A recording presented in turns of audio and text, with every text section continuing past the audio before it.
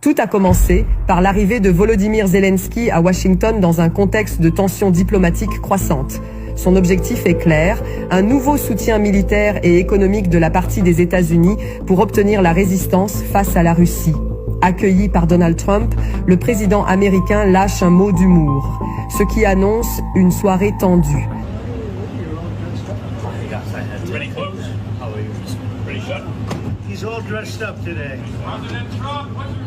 L'ancien président américain Donald Trump, connu pour sa position plus conciliante envers Moscou, reçoit Zelensky au bureau ovale. Dès les premiers échanges, l'ambiance est tendue. Zelensky insiste sur la nécessité d'une aide accrue, tandis que Trump, dans une posture pragmatique, évoque plutôt la recherche d'une question diplomatique au conflit. Que je dise, vous voulez que je dise des choses atroces sur Poutine et ensuite, Vladimir, comment ça va, qu'est-ce qui se passe, comment ça se passe avec cet accord? Moi, je ne suis pas aligné avec Poutine, je ne suis aligné avec personne, je suis aligné avec les États-Unis d'Amérique, moi, et pour le bien du monde, de la Terre, je suis aligné avec le monde, moi, et je veux qu'on avance. Vous voyez la haine qu'il y a pour Poutine. Pour moi, c'est difficile de mettre un accord en place avec ce niveau de haine, et je le comprends, mais l'autre face, c'est exactement l'autre côté, ne sont pas en amoureux de lui non plus. Donc la question d'alignement, moi je suis aligné avec le monde. Voilà, je veux que les choses avancent, je suis aligné avec l'Europe. Je veux voir si on peut régler cette affaire. Vous voulez que je sois dur, robuste, je peux l'être, plus que n'importe qui, n'importe quel être humain, mais c'est pas comme ça qu'on va arriver à un accord. Pour marquer les esprits, Zelensky présente des photographies insoutenables de civils ukrainiens sous les bombardements russes, des survivants marqués par l'horreur de la guerre.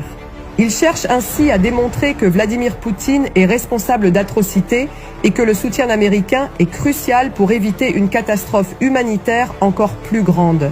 Donc, il a occupé une grande partie de l'Ukraine, Poutine, à l'est du pays, la Crimée, et il a occupé ça en 2014 déjà. Il avait envahi et occupé la Crimée pendant beaucoup d'années. Et moi, je ne parle pas simplement de Biden, mais à l'époque, il y avait Obama, le président Trump, ensuite le président Biden, et à nouveau le président Trump aujourd'hui. Et Trump, on espère, va l'arrêter, mais en 2014, personne ne l'a arrêté. Voilà, il a envahi, il a tué des gens. 2015, 2014, 2014. Moi, j'étais pas là, moi. Mais en 2014, de 2014 jusqu'en 2022, voilà, on avait cette situation en place. Les gens mouraient et personne ne l'a arrêté. Vous le savez, nous, on a eu des conversations avec Poutine, beaucoup de conversations, on a eu des débats et on a signé, moi personnellement, avec en tant que nouveau président en 2019, j'ai signé un accord. J'ai signé avec lui un accord pour un cessez-le-feu.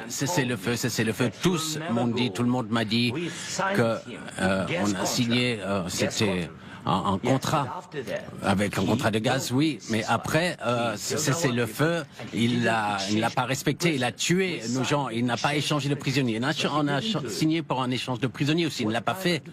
Donc, de quelle diplomatie est-on parle? Qu'est-ce que les États-Unis peuvent faire? Qu'est-ce que vous voulez dire? Visiblement agacé, Trump refuse d'accabler Poutine, insistant sur sa volonté de négocier la paix plutôt que d'augmenter l'escalade militaire. Il reproche à Zelensky son manque d'ouverture à un cessez-le-feu et l'accuse d'être un obstacle à une solution diplomatique. Mais vous avez un océan, mais vous ne le ressentez pas maintenant. Mais vous allez le ressentir à l'avenir.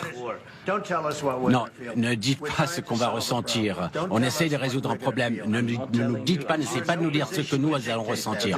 Il faut que ce soit clair, il faut se souvenir de cela. Vous n'êtes pas dans une position de dicter quoi que ce soit que nous puissions ressentir. Nous allons nous sentir très bien. On va se sentir très bien, très fort. Non, actuellement, vous n'êtes pas dans une bonne position. L'Ukraine est dans une mauvaise position et vous l'avez permis ça d'arriver. Depuis, vous n'êtes pas dans une bonne position. position. Vous n'avez pas le contrat maintenant. Avec nous, vous allez maintenant... Vous êtes en train de parier avec la vie de millions de personnes. Vous jouez avec la guerre mondiale, la troisième guerre mondiale. Ce que vous faites, c'est un manque de respect. C'est un manque de respect à ce pays, cette nation. Et est-ce que vous avez dit merci une seule fois ici, dans cette réunion? Est-ce que l'on vous a entendu dire merci? Vous êtes allé en Pennsylvanie et faire campagne pour l'opposition en octobre. Et vous devez apprécier ce que nous faisons. Le président tente de sauver votre pays. Excusez-moi. Si vous croyez que vous parlez plus fort, si vous parlez fort, vous allez avoir raison. Quand vous parlez de la guerre en Ukraine, il ne parle pas fort. Votre pays a des gros problèmes.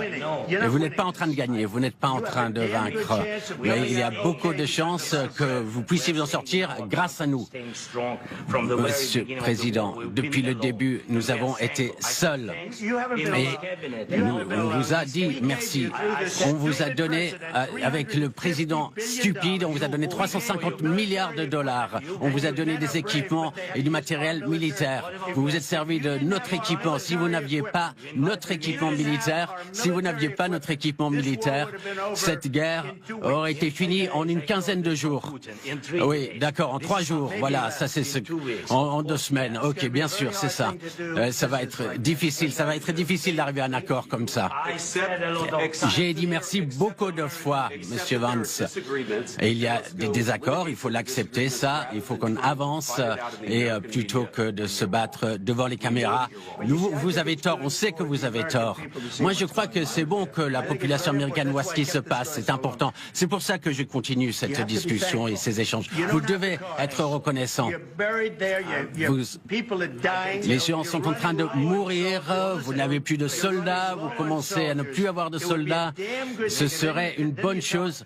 Et ensuite, vous nous dites, ah non, moi je ne veux pas de cessez-le-feu, je ne veux pas cesser le feu, moi je veux ci, moi je veux ça. Non, écoutez, si vous arrivez à un cessez-le-feu maintenant, prenez-le comme ça, il n'y aura plus de balles qui voleront et vos hommes ne seront plus tués. Vous ne voulez pas de cessez-le-feu, c'est ça que vous dites? Moi je veux un cessez-le-feu. Vous allez avoir un cessez-le-feu plus rapidement avec cet accord.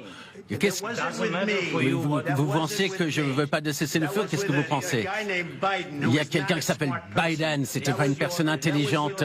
Ça c'était... excusez-moi, c'était avec Obama. Obama vous a donné des armes. Moi je vous ai donné des javelines pour vous battre. Obama vous a donné des bateaux. Et Trump a donné des javelots, des javelins. Vous devriez être plus reconnaissant. Parce que ce n'est pas vous qui avez les atouts en main. Avec nous, vous allez avoir les atouts en main. Sans nous, vous n'avez pas d'atouts, vous n'avez pas de carte en main même. Le ton monte entre Zelensky et certains membres du cabinet de Trump. Les échanges deviennent particulièrement vifs lorsque la question des accords commerciaux est abordée, notamment un accord stratégique sur les minéraux rares que Kiev devait signer avec Washington. Je vais répondre ça. Depuis 4 ans, pendant les États-Unis, on avait un président qui se levait, qui disait des choses dures sur Vladimir Poutine.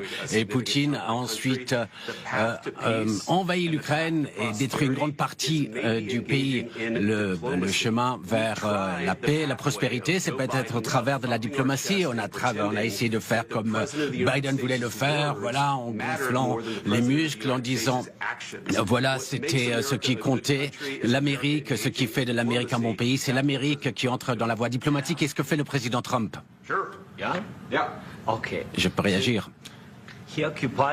Donc, je parle de la diplomatie qui va mettre fin à la destruction de votre pays. Monsieur le Président, avec tout le respect que je vous dois, vous manquez de respect de venir dans le bureau ovale et dire cela devant les médias américains. Maintenant, vous êtes en train de forcer des conscrits sur le front parce que vous avez des problèmes de personnel.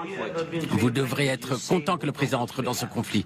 Est-ce que vous êtes venu en Ukraine? Est-ce que vous connaissez la situation? Eh bien, moi, j'ai vu j'ai vu ce qu'on montre dans les médias.